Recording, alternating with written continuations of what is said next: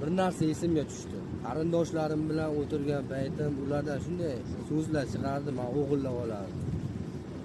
Ular shunchalar kulgili qilib gapirib berishardi, men kulgiga olardim. Hozir o'sha gap esimga keldi.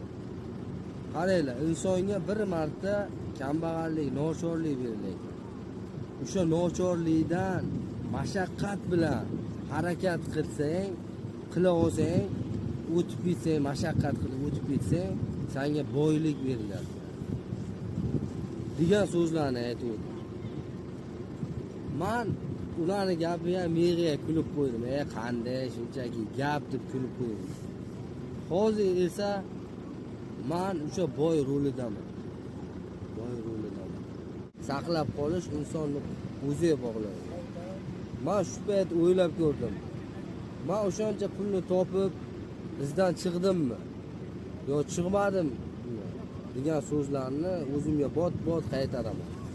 Shuni bilamanki, hozirchalik men pul topib halicha izdan chiqqanim yo'q.